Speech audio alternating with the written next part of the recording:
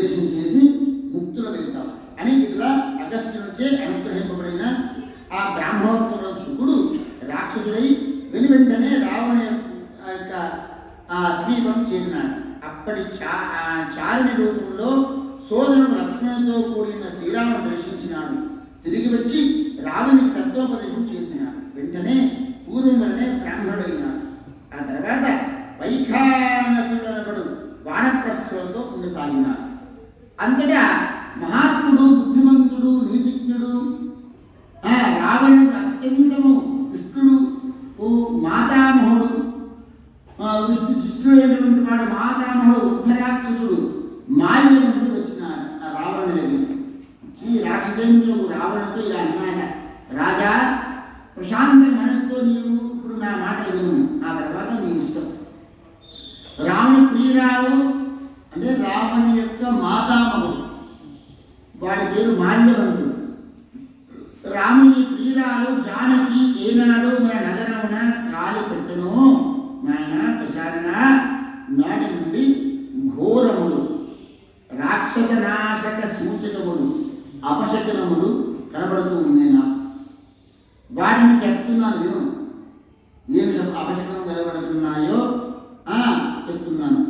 మేఘములు అతి భయంకరములై తీక్ష్ణము ఉరుములతో గర్జించుచు లంకానగరం నుండి సర్వదా వేడి నెత్తులు ధారలు వర్షిస్తూ ఉన్నది. దేవతామూర్తులు రోధిస్తూ ఉన్నారు. చెమటలు కక్కుచున్నవి, కదులుచూ ఉన్నవి. కాళికాదేవి, ఇంకొక మాట జాగ్రత్తగా విను, కాళికాదేవి తన పాండురవర్ణ దంతములు అగుపడినట్లు, అంటే ఆ తెల్లని దంతములు ఏది ఉన్నాయో అగుపడినట్లు రాక్షసులు ఎదుట నిలబడి అంటూ పగలబడి నవ్వుచున్నాయట. ఆవులు గాడిదలను, ఆవులేమో గాడిదలు నిండుచున్నవి. ఎలుకలు ఒకచో ముంగిసలతో మరి ఒక చోట పిల్లలతో పోరాడుచూ ఉన్నవి. పాములు గరుడ పక్షులతో పోట్లాడుతూ ఉన్నవి. భయంకరుడు, భీభత్సవదనుడు, బోడితలవాడు, నల్లని రూపం వాడు అవు కాలపురుషుడు. అంటే కాలపురుషుడు విధంగా ఉంటాడయ్యా అంటే చెప్తున్నాడు కాలపురుషుడు. మనకు స్వప్నంలో రాదు. పామ భయంకరంగా, బీభత్సంగా, బోడితల, నల్లని రూపం, కాలపురుషుడు అనేటువంటి కాలపురుషుడు రాక్షసుడు ఇండ్లను పదే పదే చూస్తూ ఉన్నాడ. కాలపురుషుడు ఎప్పుడెప్పుడు వీళ్ళని తిందామా అని. ఇట్టివే ఇతరములు అనేకంగా అపశకులు కలిగిస్తూ ఉన్నాయి. ఇంకను కొత్త కొత్తలు కూడా పుట్టుకొస్తూ ఉన్నాయి. ఇందువలన దశారణ రాక్షసులను రక్షించుటకు శాంతి విధిని ఆచరించు. పోయి సీతను సత్కరించి ధర్మతో పాటుగా సార సంపాదనతో సమాధానంగా శ్రీరాముడికి అప్పగించు. శ్రీరాముడు నారాయణుడు తెలుసుకును. ఆ రాఘవుని ఎందు ద్వేషమును విడిచిపెట్టుము. ఏ మహానుభావుని పాదములను నావను ఆశ్రయించి జ్ఞానములు గలవారు, జ్ఞానులు వారు సంసార సాగం తరింతురో ఆ రాముడు మానవుడు కాదు. అతని సర్వ హృదయ నివాసునిగా తెలుసుకుని ఆ రాముని భక్తిపూర్వకంగా సేవించును. అట్లు చేయుటచే నీవు దురాచారుడమైనప్పటికీ రామభక్తి చేత, రాముని యొక్క నామస్మరణ చేత, రాముని యొక్క సేవ చేత పవిత్రుడవదు. రాజేంద్ర, రాక్షసుల క్షేమం కొరకైనను నా మాటలు, మన రాక్షసులకు క్షేమం కొరకైన నా మాటను అంగీకరించు అని ఈ విధంగా తన యొక్క మాతామహుడు, రావణ యొక్క మాతామహుడు అంటే తాత, తల్లి యొక్క తండ్రి అయినటువంటి మాల్యవంతుని హితవచనములు దుష్టాత్ములు దశానికి సహించలేకపోయినాడు. కాలవశంగానే సహించలేకపోయినాడు. అందుకు బదులుగా ఆ రావణులా అంటున్నాడు, ఓరి మానవుని, అల్పుని, ఏకాకిని, వానర సహాయం కొన్నటువంటి వాణ్ణి, హీనుడైన వాణ్ణి, తండ్రిచే వెళ్ళగొట్టబడిన వాణ్ణి, మునిజనులకు ప్రియమైన వాణ్ణి రాముని సమర్థునిగా నువ్వు ఎలా అనుకుంటున్నావు?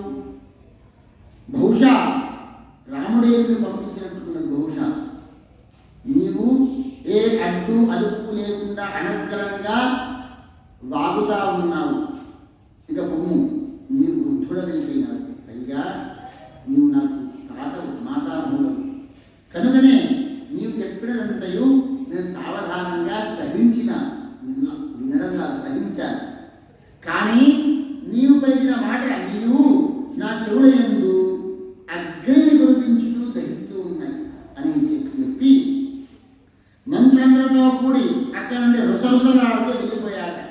తాను ప్రాసాదం పైకెక్కి, భవనం పైకెక్కి కూర్చుండి వానర సైనికులను చూపుచూ తనను చేరినటువంటి రాక్షసులందరూ యుద్ధములకు సమాయత్తం చేయసాగినాట. ఇక్కడ రాముడు కిరీటములు ధరించి మంత్రులతో కూర్చుండటం చూచి లక్ష్మణుడు అందించినటువంటి ధనువును అందుకొని రాముడు అతికోపంతో అర్ధచంద్రాకృతి గల ఒకే ఒక్క బాణముతో అతని సహస్ర సంఖ్యాకులకు శ్వేత ఛత్రములను 10 కిరీటములను ఖండించి వేశాడు ఆ రామచంద్రమూర్తి. ఇదంతయు ఒక అర నిమిషంలోనే అద్భుతముగా జరిగిపోయినాయి. అందుకు సిద్ధు చెందినటువంటి రాముడు వెంటనే తన భవనంలోకి వెళ్ళిపోయినాడు. అంతటా దురాత్ములకు అతడు ప్రహస్త ప్రముఖులకు రాక్షసులను అందరూ పిలిపించినాడు. సత్వరుడై వానరులతో వారి యుద్ధములకు ప్రేరేపించినాడ. అందర భేరీ మృంగాలు, తప్పెడలు, మద్దలు, గోముఖములు రోయించుతూ దున్నలు, వండలు, గాడిదలు, సింహములు, వ్యాఘ్రములు వాహనములుగా చేసుకుని ఖడ్గశూలములు, ధనస్సు, పాశము, దండము, తోమరములు మొదలైనటువంటి శక్తి మొదలైన ఆయుధములను కూడా చేతబట్టి లంకానగర ద్వారము చేరి వ్యూహములుగా ఆలోచించారు.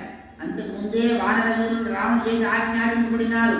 యుద్ధములకై గొప్పమైన కొండ కొమ్ములు, శిఖరములు, శిలలు ధరించి నానావిధము చెట్లు పెక్కిలించి ఆ వానర శ్రేష్ఠు విభాగములుగా అక్కడెక్కడెక్కడ మొత్తముగా ఆ లంక ఇంద్రయు రావణుని రావణును చూచుచూ శ్రీరాముడికి ప్రియం కలిగించు వారై లంకాపురం ముట్టడించి ఉన్నారట. 1000 మంది దళములు, 1,000,000 మంది ఉన్నటువంటి దళములు, వాని దళామాయులు, శితకోటి సమూహములు, తరులు, గిరిశిఖరులు, పిడికిళ్ళు ఆయుధములుగా ధరించి లంకానగరం చుట్టుముట్టినారు.